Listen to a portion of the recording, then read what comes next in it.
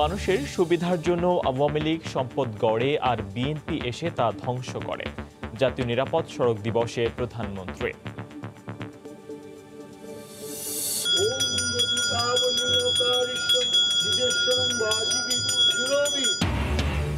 আজ মহাষষ্ঠী, চণ্ডীপাঠ, ধূপ আর ঢাকের তালে শুরু দুর্গাপূজার আনুষ্ঠানিকতা।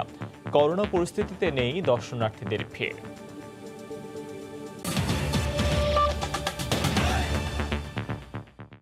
সময় সংবাদের সঙ্গে আছি ফয়সাল মোর্শেদ। সিলেটে সাবেক অর্থমন্ত্রী কিবরিয়া হত্যা মামলায় সাবেক স্বরাষ্ট্রমন্ত্রী বাবর সহ 11 জন আসামিকে আদালতে তোলা হয়েছে। এ বিষয়ে বিস্তারিত জানাতে সিলেটের আদালত প্রাঙ্গণে আছেন সহকর্মী ইকরামুল কবির। সরাসরি যুক্ত হচ্ছি তার সঙ্গে। ইকরাম, ধন্যবাদ ফয়সাল। সাবেক অর্থমন্ত্রী কিবরিয়া হত্যা মামলার আগে আমি একটু জানাতে চাচ্ছি, রায়হান হত্যা মামলায় বন্দরবাজার পুলিশ ফাঁড়িতে নির্যাতন করে যে রায়হানকে হত্যা করা হয়েছে, তাই সেই মামলার কিছুটা অগ্রগতি আমরা এই মুহূর্তে পেয়েছি। এখন থেকে কয়েক মিনিটের মধ্যেই রায়হানকে যে পুনর্বার ময়নাতদন্ত করা হয়েছিল, অর্থাৎ গত বৃহস্পতিবার 15ই অক্টোবর তার যে পারিবারিক গোরস্থান বা তার এলাকার গোরস্থান থেকে তার লাশ তুলে যে ময়নাতদন্ত করা হয়েছিল, দ্বিতীয়বার ময়নাতদন্তের রিপোর্ট এখন হস্তান্তর করা হবে পিবিআইয়ের কাছে। প্রথম ময়নাতদন্তের রিপোর্টে যেই আলোকে পাওয়া গিয়েছিল, তার শারীরিক যেই বিবরণগুলো পাওয়া গিয়েছিল, 111টা স্থানে আঘাতের চিহ্ন পাওয়া গেছিল এবং 14টি ক্ষত চিহ্ন পাওয়া গেছিল। দ্বিতীয় ময়নাতদন্তের রিপোর্টে একই ধরনের সেই আলামত পাওয়া গিয়েছে, অর্থাৎ তার শরীরে 111টি আঘাতের চিহ্ন রয়েছে, তার মধ্যে 14টি আঘাতের চিহ্ন অত্যন্ত ক্ষত এবং গভীর, যার মধ্যে 2 আঙ্গুলের কানি আঙ্গুলের নখ উপড়ানো ছিল, পায়ের নিচের অংশের বিভিন্ন জায়গায় ক্ষত বিক্ষত অবস্থা ছিল। দ্বিতীয় ময়নাতদন্তের রিপোর্টে সেটি পাওয়া গিয়েছে, এখন হস্তান্তর করা হবে পিবিআইয়ের কাছে। অন্যদিকে গতকালকে যে বন্দরবাজার পুলিশ ফাঁড়ির দ্বিতীয় ইনচার্জ হাসানকে গ্রেপ্তার করা হয়েছে, তার ফাইল আজকে পুলিশের কাছ থেকে, অর্থাৎ যে তদন্তকারী কর্মকর্তা পুলিশের উপকমিশনার আসবাহার আলী শেখ, তার কাছ থেকে আজকে পিবিআইয়ে হস্তান্তর করা হবে। এবং পিবিআই পাওয়ার পর আমি পিবিআইয়ের যে তদন্তকারী কর্মকর্তা মহিদুল ইসলামের সাথে কথা বলেছি। তিনি বলেছেন সেই ফাইলটি আজকে আসার পরেই হাসানের বিরুদ্ধে তারা ব্যবস্থা নেবে, তাকে আদালতে 164 করা হবে না তাকে রিমান্ডে নেওয়া হবে, সেই বিষয়টি আজকে নির্ধারণ করা হবে। নির্ধারণের পরপরই আমরা সময় সংবাদের দর্শকদেরকে জানিয়ে দিতে পারবো। এবার আসছি সাবেক অর্থমন্ত্রী শাহ এম এস কিবরিয়ার যে মামলা, সেই 2টি মামলা, একটি হচ্ছে কি হত্যা মামলা, এবং সেই 2005 সালের 27 জানুয়ারি তাকে হত্যার জন্য তাকে গ্রেনেড হামলা করা হয়েছিল এবং তিনি নিহত হয়েছিলেন। 305 জন নিহত হয়েছিল, 70 জন আহত হয়েছিল। সেই সময় 2টি মামলা হয়েছিল, একটি মামলা হচ্ছে হত্যা মামলা, আরেকটি হল বিস্ফোরক মামলা। এই হত্যা মামলায় এই পর্যন্ত 72 সাক্ষীর মধ্যে 50 জন সাক্ষ্য দিয়েছেন। আজকে বাকি সাক্ষীদের সাক্ষ্য গ্রহণ হবে এবং বিস্ফোরক মামলাটি আজকে চার্জ গঠন করা হবে। অন্যদিকে 2014 সালের 21 জুন সেই দিরাইতে বসিয়ার নেতা, আওয়ামী লীগের নেতা সুরঞ্জিত সেনগুপ্তর উপর যে গ্রেনেড হামলা হয়েছিল, সেখানে 1 জন নিহত হয়েছিল এবং সে বেশ কয়েকজন আহত হয়েছিল। সেই মামলাটিও এই আদালতে উঠছে, অর্থাৎ 4টি মামলার কার্যক্রম সিলেট বিভাগের যে দ্রুত বিচার ট্রাইব্যুনাল, সেই বিচার ট্রাইব্যুনালে উঠেছে। সেই বিচারক শাহরিয়ার কবির এই মামলাগুলো দেখবে। এই মামলার যে প্রধান আসামি তাদেরকে আনা হয়েছে, তার মধ্যে রয়েছে সাবেক স্বরাষ্ট্রমন্ত্রী এবং জোট সরকারের স্বরাষ্ট্রমন্ত্রী সেই বাবর, এবং সিলেট সিটি কর্পোরেশনের মেয়র আরিফুল হক চৌধুরী সহ 11 জনকে হাজির করা হয়েছে। তার মধ্যে বেশ কয়েকজন জঙ্গি নেতা রয়েছে।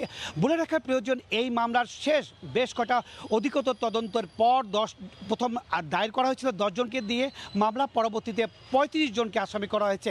এই 35 জনের মধ্যে বেশ কয়েকজন মারা গিয়েছে, 2 জন ভারতে মারা গিয়েছে, কয়েকজন মুফতি হান্নান সহ কয়েকজনকে অন্য মামলায় ফাঁসি দেওয়া হয়েছে। সব কিছু মিলে আজকে 11 জন আসামিকে হাজির করা হয়েছে মামলার সাক্ষ্য এবং চার্জ গঠনের জন্য। এবং এই মামলার পরবর্তী কার্যক্রম যা পাবো তা সময় সংবাদের দর্শকদেরকে পরবর্তী সংবাদে আমরা জানিয়ে দিতে পারবো। ফয়সাল, এই ছিল সিলেটের আদালত প্রাঙ্গণ থেকে শাহ এম এস কিবরিয়া হত্যা মামলার সর্বশেষ কার্যক্রম। সিলেটের আদালত প্রাঙ্গণ থেকে আমাদের সঙ্গে সরাসরি যুক্ত হয়ে জানাচ্ছিলেন সহকর্মী ইকরামুল কবির। প্রধানমন্ত্রী শেখ হাসিনা বলেছেন, সড়কের নিরাপত্তায় সবাইকে নাগরিক সচেতনতা তৈরি করতে হবে। একই সঙ্গে মহাসড়কে চালকরা মাদকাসক্ত কিনা তার জন্য ডোপ টেস্টের ব্যবস্থা করার তাগিদ দিয়েছেন প্রধানমন্ত্রী শেখ হাসিনা। সকালে জাতীয় নিরাপদ সড়ক দিবসের উদ্বোধনী অনুষ্ঠানে একথা বলেন তিনি। এ সময় সরকার প্রধান আরও বলেন, আওয়ামী লীগ সরকার জনগণের সুবিধার জন্য সম্পদ গড়ে আর বিএনপি তা ধ্বংসের কাজ করে। গুলিতে আমরা সবসময় চেষ্টা করেছি যে রাস্তা যেন নিরাপদ থাকে, কোথায় কোথায় অ্যাক্সিডেন্ট হয়, কোথায় বেশি হচ্ছে, কি কারণে হচ্ছে, সেগুলি সুনির্দিষ্টভাবে খুঁজে বের করে আমরা ধীরে ধীরে সেগুলি কিন্তু সংস্কার করে দিচ্ছি। মহাসড়কগুলিতে বিভিন্ন জায়গায় বিশ্রামাগার নির্মাণ করছি, পর্যায়ক্রমিকভাবে সারা বাংলাদেশেই আমরা এই চালকদের জন্য বিশ্রামাগারের ব্যবস্থা করা সেটা আমরা করব। যারা গাড়ি চালাচ্ছে তারা মাদক সেবন করে কিনা তাদের ডোপ পরীক্ষা করা দরকার এবং মাদক সেবন করে কিনা পরীক্ষা করা দরকার। প্রত্যেকটা ড্রাইভারে এই পরীক্ষাটা একান্তভাবে অপরিহার্য, সেটাও আপনাদের করতে হবে। তো এই সব বিষয়ে যে নাগরিক সচেতনতা আমাদের খুব বেশি প্রয়োজন বলে আমি মনে করি। এখন বাংলাদেশ ডিজিটাল বাংলাদেশ, এখন সব জায়গায় ব্যবস্থা নেওয়া যেতে পারে, সেভাবে ডিভাইস ব্যবহার করতে হবে। কেউ যদি স্পিড ক্রস করে সাথে সাথে তার ফাইন হবে। হিমাগার থেকে ২৭ টাকা কেজি দরে আলু কিনেও ৩০ টাকায় বিক্রি করছেন না পাইকারি ব্যবসায়ীরা। সরকারি সিদ্ধান্তকে বৃদ্ধাঙ্গুলি দেখিয়ে প্রতি কেজি আলুর দাম রাখা হচ্ছে ৩৫ টাকা। শুধু তাই নয়, জরিমানা এড়াতে খুচরা বিক্রেতাদের সাথে যোগসাজশে মেমোতে লেখা হচ্ছে ৩০ টাকা। এই অনৈতিক কৌশল অবলম্বন করছে খুচরা বিক্রেতারাও। বোর্ডে ৩০ টাকা ঝুলিয়ে বিক্রি করছে ৪০ থেকে ৪২ টাকায়। বাজারে দুপক্ষের কারসাজিতে পকেট ফাঁকা হচ্ছে ভোক্তাদের। শুভ খানের রিপোর্ট। আড়তদারদের অজুহাত ছিল হিমাগারে আলু সংকট, কিনতে হচ্ছে বাড়তি দামে, যার প্রভাব পড়েছে ভোক্তা পর্যায়ে। এরই প্রেক্ষিতে আলুর উৎপাদন ও চাহিদা পর্যালোচনা করে দাম দ্বিতীয় দফায় নির্ধারণ করে দিয়েছে সরকার। বৃহস্পতিবার রাজধানীর কারওয়ান বাজারের আড়তগুলোতে ২৭ টাকা কেজি দরের আলু এসেছে হিমাগার থেকে। তাই দাম বাড়াতে এবার ভিন্ন কৌশলে আড়তদাররা। কারওয়ান বাজারের আড়তগুলোর মূল্য তালিকায় প্রতি কেজি আলুর পাইকারি মূল্য লেখা আছে ৩০ টাকা, খুচরায় তা ৩৫ টাকা। অথচ ক্রেতারা বলছেন ভিন্ন কথা। ৪০ টাকা কেজি নিয়েছি, ২৫ কেজি নিয়েছি। এটা হলো স্টেক আলু লাল, বুঝছেন, ওইটা হলো ৩৩ করে নিছি আমি। খুচরা বিক্রেতারাই জানালেন মূল্য তালিকা শুধু কাগজে কলমে দৃশ্যমান। কাগজে কলমে 30 টাকা লেখছে, হেরা চা ৩৫ টাকা, কম দেন না। সরকারি সংস্থার অভিযানে শাস্তি ও জরিমানা এড়াতে মরিয়া আড়তদাররা বলছে যত দোষ ফরিয়াদের। এই যে আজকে প্রথম পাইলাম সরকারি রেটে, আমি ৩০ টাকা বলছি, ৩০ টাকা বেশি বেচা যাবে না, মাল দিচ্ছে আজকে দিচ্ছে। কিছু ফইরা আছে, ফইরা দেখা গেছে যদি ৩০ টাকা কিনে ৩০ টাকা বিক্রি করে তাহলে হলো না, দেখা গেছে ১ টাকা বাড়ায় বেছে। চান্সে আছে না, অনেক সময় চান্সে বেছে দু একটা গাড়ি কমাইছে। সরকারি হিসেবে বছরে ৭০ লাখ টন চাহিদার বিপরীতে আলু উৎপাদন হয়েছে ১,৯,০০,০০০ টন। অথচ সংকটের অজুহাতে অস্থির এই নিত্যপণ্যের বাজার। শুভ খান, সময় সংবাদ, ঢাকা। খোরাকি ভাতা সহ কয়েক দফা দাবিতে তৃতীয় দিনের মতো দেশব্যাপী ধর্মঘট করছে নৌযান শ্রমিকেরা। সকালে নারায়ণগঞ্জ নৌবন্দরে নৌযান বন্ধ রেখে বিক্ষোভ করেন শ্রমিকরা। এ সময় আগামী ২৪ ঘন্টার মধ্যে দাবি মেনে না নিলে শুধু কর্মবিরতি নয়, নৌপথ অবরোধেরও ডাক দেয়া হবে বলে হুঁশিয়ারি দেন বক্তারা। এদিকে ধর্মঘটের কারণে কর্ণফুলী ১৬টি ঘাটে নোঙর করা রয়েছে কয়েকশো ল্যাটারের জাহাজ। পণ্য খালাস বন্ধ রাখায় সৃষ্টি হয়েছে অচলাবস্থা। দাবি মেনে না নেওয়া পর্যন্ত এই কর্মসূচি অব্যাহত থাকবে বলেও জানান শ্রমিক নেতারা। এছাড়া মোংলা, পটুয়াখালী সহ দেশের বিভিন্ন নৌ ও সমুদ্র বন্দরে নৌযান বন্ধ রেখে কর্মবিরতি পালন করছেন শ্রমিকরা। এ বিষয়ে এই মুহূর্তে সচিবালয়ে কথা বলছেন নৌ পরিবহন প্রতিমন্ত্রী। সরাসরি যাচ্ছি সেখানে।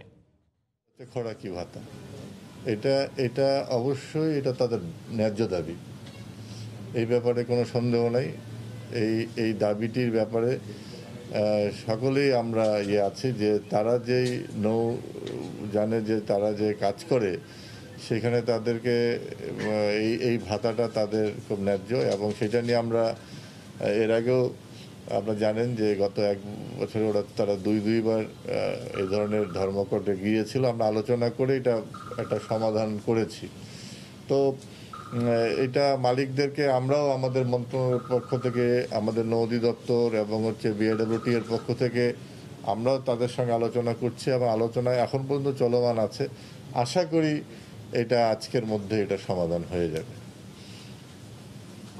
কিছুক্ষণ আগে যারা আছেন তারা কি বলছেন, তারা বলছে যে শ্রমিকদের কর্মকাণ্ড সন্ত্রাসী কর্মকাণ্ডের শামিল এবং তারা চণ্ডী ঘট স্থাপন ও বিহিত পূজার মধ্য দিয়ে শুরু হলো শারদীয় দুর্গোৎসবের মহাষষ্ঠীর আনুষ্ঠানিকতা।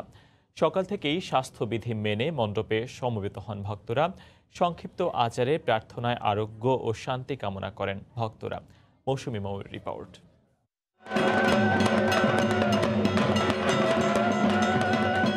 শরতের সকালে শারদীয়ার আবাহন, শাঁখ ঢাক কাসর ঘণ্টার উলুধ্বনিতে আনন্দময়ীর আগমনী গান। করোনার কারণে পূজার্থীদের উপস্থিতি কম হলেও উদযাপনে ছিল না কমতি। মহাষষ্ঠীতে সাড়ম্বরে পূজিত হলেন মহামায়ার আরেক রূপ শ্রী শ্রী চণ্ডী। শুরুতে বেলতলায় ষষ্ঠী কল্পারম্ভে দেবীর অর্চনা, এরপর চণ্ডী পাঠ করে ঘটে প্রাণ সঞ্চার, ষোড়শ উপচারে বিহিত পুজো। সবশেষ ধূপ পঞ্চপ্রদীপে মঙ্গল আরতি শেষে দেবী চরণে পুষ্পাঞ্জলি দেন ভক্তরা।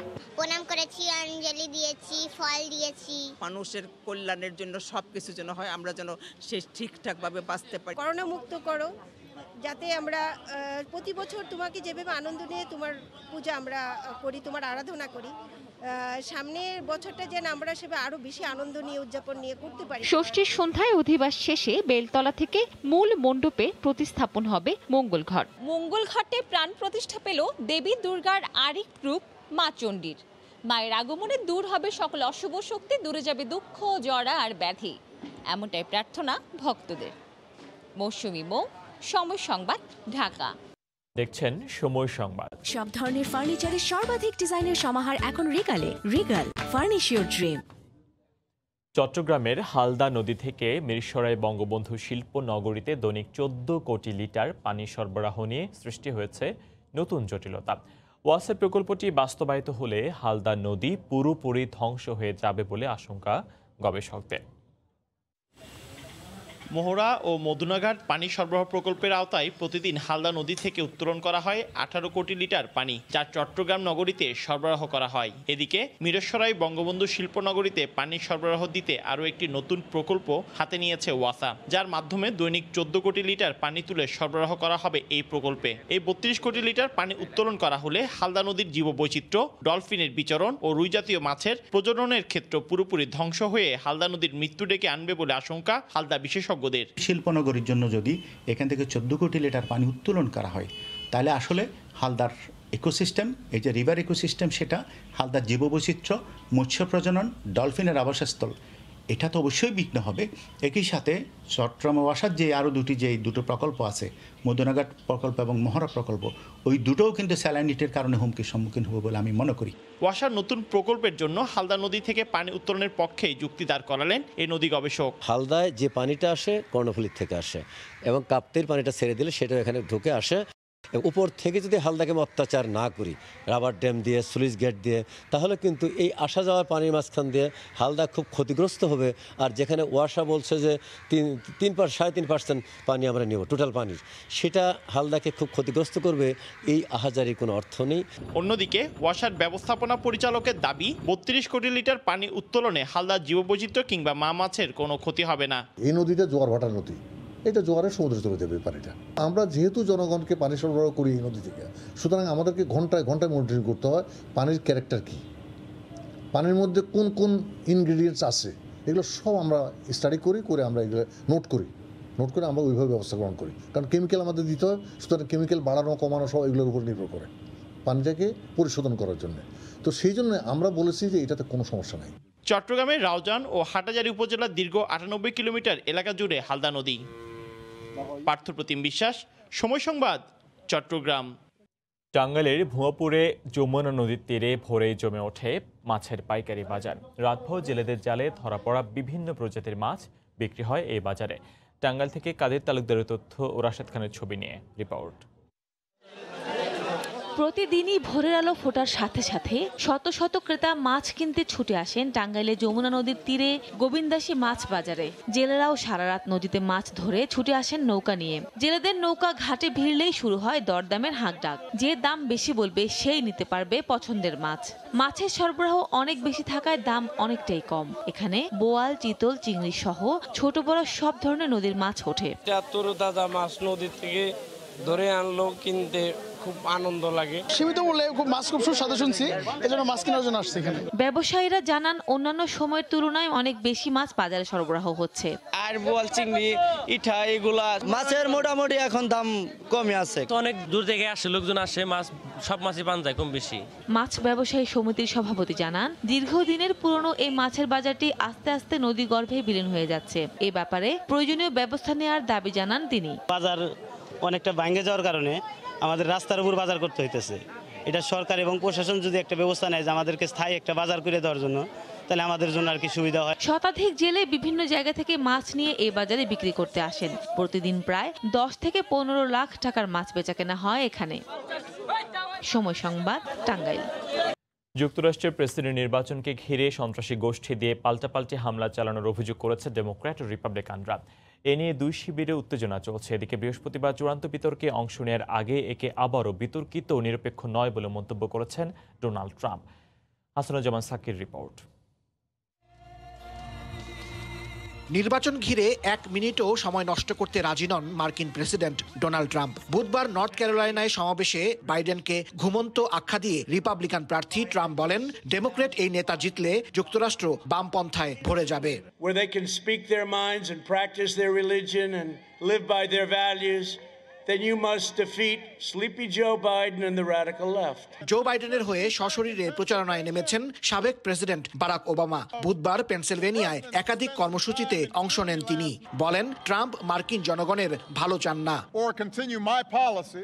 আপনারা আমাকে 2বার পেনসিলভেনিয়া থেকে জিতিয়েছেন। আজ আমি আমার দলের 2 যোগ্য প্রার্থী বাইডেন ও কমলা হ্যারিসের জন্য আপনাদের রায় চাইতে এসেছি। ডেমোক্রেট দলীয় এই 2 প্রার্থী জিতলে মার্কিন নাগরিকরা স্বাস্থ্যসেবা সহ সুন্দর ভবিষ্যৎ পাবেন, যা ট্রাম্প দিতে ব্যর্থ হয়েছেন। এদিকে ভোটের দিন যত ঘনিয়ে আসছে ততই সংঘাতপূর্ণ হয়ে উঠছে নির্বাচনী পরিবেশ। ফ্লোরিডায় ডেমোক্রেটদের বাড়িতে চিঠি পাঠিয়ে হুমকি দিয়েছে প্রাউড ভয়েস নামে সশস্ত্র সংগঠন। অপরদিকে বাইডেন সমর্থিত এন্টিফা নামে সংগঠনটি রিপাবলিকানদের বাড়িতে হামলা চালাচ্ছে বলে অভিযোগ করা হয়েছে। এসবের মধ্যে স্থানীয় সময় বৃহস্পতিবার রাত 8টায় এবং বাংলাদেশ সময় শুক্রবার সকাল 7টায় অনুষ্ঠিত হতে যাচ্ছে চূড়ান্ত ও সর্বশেষ বিতর্ক। 2 প্রেসিডেন্ট প্রার্থী এই বিতর্কে অংশ নেবেন। যদিও একজনের কথার শেষে মাইক বন্ধ করে দেওয়ার নিয়ম এবং সঞ্চালকের বিরুদ্ধে পক্ষপাত দুষ্টতার অভিযোগ এনে বিতর্কের আগেই বিতর্ক অনুষ্ঠান বিতর্কিত করে ফেলেছেন president Donald Trump. Hasanuzzaman Saki, সময় সংবাদ, ন্যাশভিল, টেনেসি। এ পর্যায়ে শীর্ষ সংবাদ জানিয়ে দিচ্ছি আরেকবার। মানুষের সুবিধার জন্য আওয়ামী লীগ সম্পদ গড়ে আর বিএনপি এসে তা ধ্বংস করে, জাতীয় নিরাপদ সড়ক দিবসে প্রধানমন্ত্রী।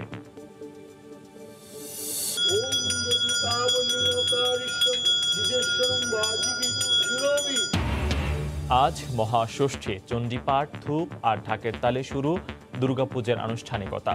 করোনা পরিস্থিতিতে নেই দর্শনার্থীদের ভিড়। এই ছিল এখনকার মতো, সঙ্গে থাকুন সময়।